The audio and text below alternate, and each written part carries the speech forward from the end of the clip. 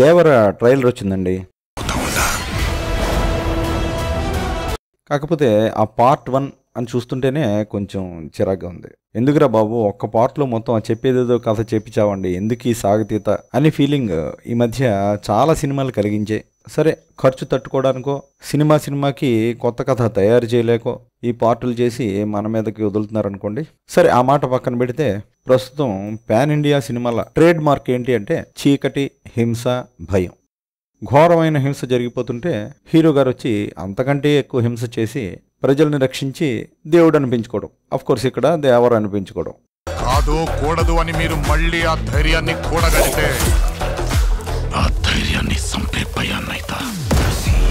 చీకటి, హింస, భయం జనరల్గా ఇప్పుడు పాన్ ఇండియా సినిమాల అన్నిటి సింగిల్ లైన్ స్టోరీ ఇదే అనుకోండి. కాకపోతే ఇక్కడ బెటర్ ఏంటంటే కాస్త ఆ ఇంటర్ఫేస్ కలర్ మారింది. ఆ ప్రశాంత్ నీల్ సినిమాల్లో ఆ బ్రౌను, బ్లాక్, డార్క్నెస్ భరించి చిరాకు వచ్చేస్తున్న నేపథ్యంలో ప్రస్తుతం ఈ వాటర్ ఏదో పట్టుకొచ్చి పెట్టాడు.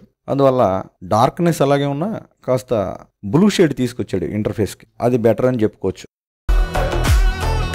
మనిషికి బతికేంత ధైర్యం చాలు, చంపేంత ధైర్యం కాదు. అసలు ఎవరు వాళ్ళంతా? వాళ్ళకి ఏదో కులం లేదు, మతం లేదు, భయం అసలే లేదన్నాడు. ఆ తెల్ల డ్రెస్సుల్లో ఉన్న నేవీ ఆఫీసర్లని నరికి పారేస్తున్నారు వాళ్ళు. అంటే వీళ్ళంతా సముద్రపు దొంగలు, బందిపోట్లు, పైరేట్స్ అని తెలుస్తోంది. సరే, మరి అలా ధైర్యం తప్ప ఏమీ తెలియని ఆ కళ్ళల్లో మొదటిసారి భయం పొరలు కమ్ముకున్నాయట. ఇదంతా ప్రకాష్ రాజ్ గారి చేత నెరేట్ చేయించారు. ఎవరు వాళ్ళంతా?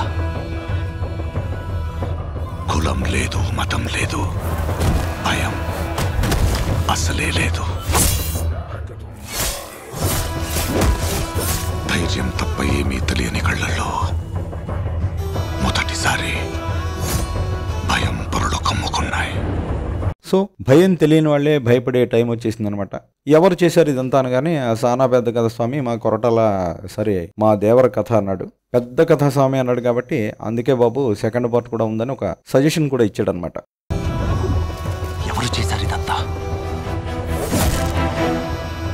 సానా పెద్ద కథ స్వామి, రక్తంతో సంద్రమే ఇరుపెక్కిన కథ, మా దేవర కథ. సరే, కొరటాల గారు తన సినిమాల్లో రకరకాల సందేశాలు ఇస్తూ ఉంటారు. ఆ మిర్చిలో కొట్టుకోవద్దు, అందరూ కలిసి ఉండండి అన్నాడు. ఆ జనతా గ్యారేజ్లో ప్రకృతి గురించి మంచి మాటలు చెప్పాడు. ఇప్పుడు ఇందులో ఇస్తున్న సందేశం ఏంటి అంటే భయాన్ని భయపెట్టాలి, హింసనే హింసించాలి అని. దాన్ని ఒక 2 వాక్యాల్లో చెప్పాడు కూడా. మనిషికి బతికేంత ధైర్యం చాలు, చంపేంత ధైర్యం కాదు అని. చంపేంత ధైర్యం కాదు అనే కంటే చంపేంత ధైర్యం అక్కర్లేదు అని ఉంటే ఇంకా బాగుండేది. మనిషికి బతికేంత ధైర్యం చాలు, చంపేంత ధైర్యం కాదు. కత్తి వాడటం మొదలెడితే నాకంటే బాగా ఎవడో వాళ్ళాడో. కత్తులే మిగులుతాయి, మనుషులు మిగలరు. వీలైతే ప్రేమిద్దాంరా, పోయేదే ఉంది. మహా అయితే తిరిగి ప్రేమిస్తారు. నేను ఆనంద్. ఈ భూమన్నా, ఈ భూమి మీద ఏ సృష్టి అన్నా నాకు చాలా ఇష్టం. చెట్లు, మొక్కలు, గాలి, నీరు, వాటిని కాపాడుకోవటమే నా పని కూడా. మొత్తం మీద జనాన్ని హింసిస్తూ, రక్తాలు పారిస్తూ, భయపెట్టే దుర్మార్గుల్నే భయపెట్టే హీరోయే ఈ దేవర. భయం మరిచి ఎప్పుడైనా తప్పుడు పని కోసం సంద్రం ఎక్కితే ఈ రోజు నుంచి మీకు కానరాని భయం అవుతా ఉందా? కాదు కూడదని మీరు ఆ ధైర్యాన్ని కూడగడితే ఆ ధైర్యాన్ని చంపే భయాన్ని అయితా అన్నాడు. కోర్స్ భయాన్ని అవుతా అని కూడా అనొచ్చు. కాకపోతే ఎందుకైనా మంచిదన్నట్టు మళ్ళీ లాంగ్వేజ్లో ఆ ఆర్ఆర్ఆర్ టచ్ ఇచ్చారు. ఆ కొమరం భీంలాగా చంపే భయాన్ని అయితా అన్నాడు. సరే, అలా వాడడం తప్పేం కాదు, కానీ ఆ భాషలో ఎక్కడ మళ్ళీ కన్సిస్టెన్సీ కనిపించలేదు. ఆ చిన్న ట్రైలర్లోనే మరో చోట చివరిలో ఇలాంటిదే ఇంకో డైలాగ్ ఉంది. భయం మరిచి ఎప్పుడైనా తప్పుడు పని కోసం సంద్రం ఎక్కితే, ఇది లారీ ఎక్కినట్టు ఈ సంద్రం ఎక్కడం ఏంటో మంచి భాషా ప్రయోగం అనుకుందాం. భయం మరిచి ఏదైనా తప్పుడు పని కోసం సంద్రం ఎక్కితే ఈ రోజు నుంచి మీకు కానరాని భయం అవుతూ ఉంటా ఏదో అంటాడు. ఇక్కడ మాత్రం అవుతా అంటాడు, అయితా అండు. అంటే భాషలో కన్సిస్టెన్సీ లేదు. ఏదో ఆ కొమరం భీం మూడు కోసం అలా ఏమన్నా పెట్టుంటారు. పానం కన్నా విలువైన నీ సోపతి నా సొంతం అన్నా గర్వంతో ఈ మనలో కలిసిపోతేనే. భయం మరిచి ఎప్పుడైనా తప్పుడు పని కోసం సంద్రం ఎక్కితే ఈ రోజు నుంచి మీకు కానరాని భయం అవుతా ఉందా?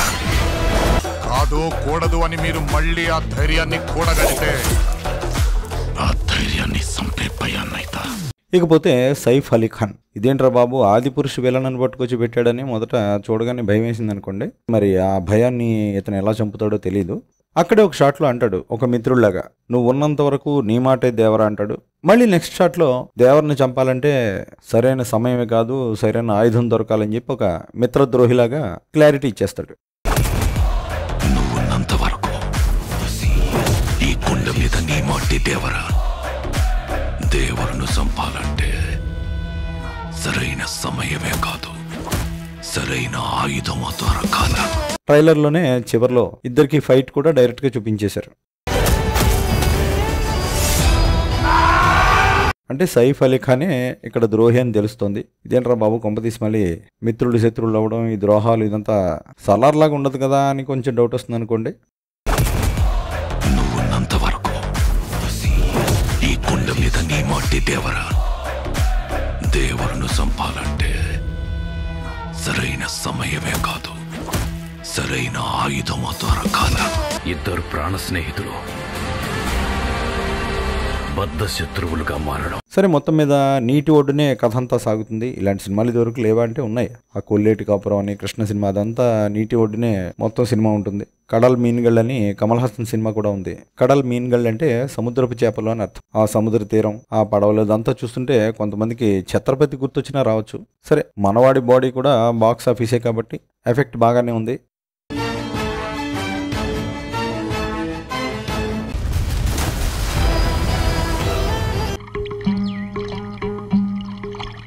నమస్కారం అండి డాక్టర్ గారు. నమస్కారం. నమస్కారం డాక్టర్ గారు. నమస్కారం. పశువులకు పన్ను చెల్లించాలని మా కరణం గారు చెప్తుంటే కాదంటున్నారట.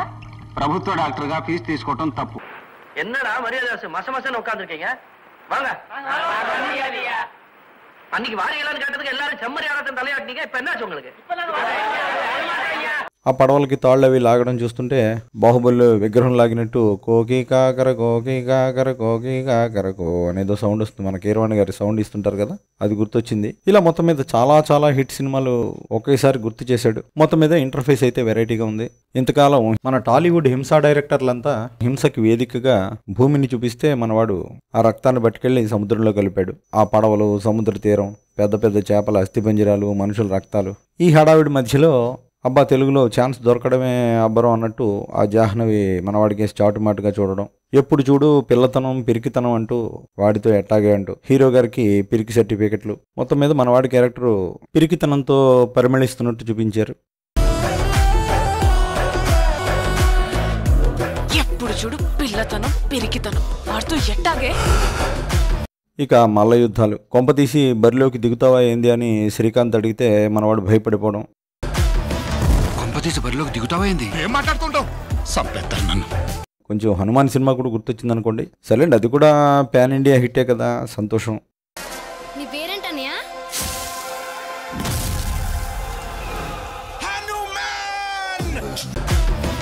కొంపతీసి బరిలోకి దిగుతావా ఏంది? ఏం మాట్లాడుతుంటావు? సంపేస్తారు నన్ను.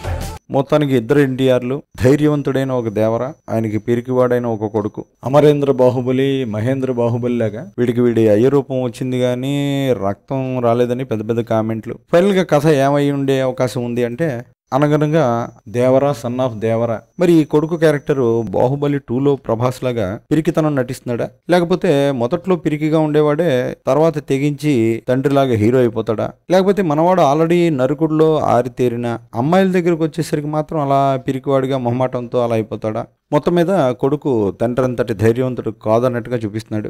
పని మీద పోయాడు, పంతం పట్టిపోయాడు అంటూ ఒక ఎన్టీఆర్ చెప్తుంటే ఇంకో ఎన్టీఆర్ని ధైర్యవంతుడిగా చూపిస్తున్నాడు. మరి తండ్రి లాంటి ధైర్యం ఇతనికి ఎప్పుడు వస్తుంది? బాహుబలి 2లో సుబ్బరాజు మారినట్టు మనవాడు ఏ సీన్లో ధైర్యవంతుడిగా మారతాడు అన్నది శ్రీ కొరటాల శివగారు మనకి తెలియజేస్తారు. వాళ్ళయ్య రూపం వచ్చింది కానీ రక్తం రాలేదే. పని మీద పోయినోడైతే పని అవ్వంగానే తిరిగి వస్తాడు. పంతం పట్టిపోయి ఉన్నాడు నీ కొడుకు. లేకపోతే మనవాడు ఇక్కడ లోకల్గా పిరికివాడుగా నటిస్తూనే అక్కడ సముద్రం మీదకి వెళ్ళి ధైర్యవంతుడి క్యారెక్టర్ పోషిస్తూ రహస్యంగా ఉంచుతున్నాడా? ఏదేమైనా మన కొరటాల వారి క్రియేటివిటీ ఏంటన్నది ఫైనల్గా సినిమాలోనే మనకు తెలుస్తుంది. ఆచార్య తర్వాత కొరటాల వారు మనకు అందిస్తున్న చిత్రం ఇది. రామ్ చరణ్, జూనియర్ ఎన్టీఆర్ వీళ్ళిద్దరి ఇమేజ్ చాలా ఎత్తుకి ఎదిగిపోయింది. మరి ఆ స్థాయికి ఎదిగిపోయిన వాళ్ళకి దిష్టి పోవాలి అంటే దిష్టి తీయాలి. అసలే మన కొరటాల గారికి సెంటిమెంట్లు ఎక్కువ. అందువల్లే రామ్ చరణ్ కి ఒక ఫ్లాప్ ఇవ్వడన్న బాధ్యత అనుకున్నాడో ఏమో ఆ ఆచార్య సినిమా ఇచ్చి దిష్టి తీశాడు. జూనియర్ ఎన్టీఆర్ మీద కూడా ఆ సెంటిమెంట్ పెట్టుకోకుండా ఉంటే ఈ సినిమా బాగుండే అవకాశం ఉంది.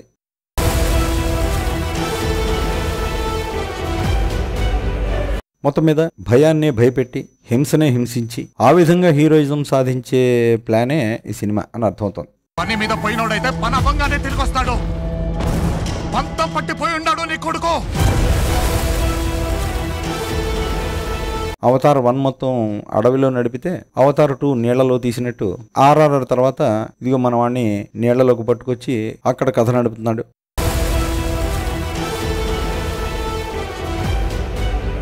ఏదేమైనా ఈ సినిమా ఎలా ఉన్నా మీరు అసంతృప్తిగా బయటకు రావడానికి సిద్ధంగా ఉండండి. అబ్బాయి సినిమా బాగోదని కాదు, ఇది పార్ట్ 1 మాత్రమే అని వాళ్లే క్లియర్గా చెప్పేశారు కాబట్టి కథ పూర్తి కాదు అన్న విషయం ముందే మనసులో పెట్టుకోండి. అంతే కదండి, ఈ పార్టుల సినిమాల వ్యవహారమే అంత. బాగుందనుకోండి, అయ్యో అయిపోయిందే అనే నిరాశతో రెండో పార్ట్ కోసం ఎదురు చూడాలి. బాగోలేదనుకోండి, నెక్స్ట్ పార్ట్ అయినా బాగుంటుందేమో అని అదిగా భారతీయులాగా ఆశగా ఎదురు చూడాలి. ఏదైనా ఎదురు చూడక తప్పదు. ఏం చేస్తాం, ఈ మధ్య ఆ స్క్రీన్ మీద హింస కంటే ఈ సినిమాల పార్టుల హింస ఎక్కువైపోయింది. నేను ఇంతలో లాస్ట్ సీన్ డైలాగ్ గుర్తుంది కదా, సినిమా హిట్ అయినా ఇంకోటి తీయాలి, పోయినా ఇంకోటి తీయాలి, ఎందుకంటే ఇది తప్ప మనకి ఇంకేం తెలియదురా అంటాడు. అలాగా ఇలా హింసతో నిండిన సినిమాలు హిట్ అయినా హింస తప్పదు. అదేనండి, వెయిట్ చేసే హింస తప్పదు, పోయినా హింస తప్పదు. ఎందుకంటే మన డైరెక్టర్లకి తెలిసింది హింసే కాబట్టి. 2.5 గంటల కల్లా టాక్ బయటకు వచ్చేస్తుంది. సినిమా గ్యారెంటీ హిట్ అవుతుందిరా, నువ్వేం టెన్షన్ పడకరా. రే, సపోజ్ సినిమా పోయింది, ఇంటికి వెళ్ళిపోతావా? సినిమా సూపర్ హిట్ అయింది, సినిమా తీయడం మానేస్తావా?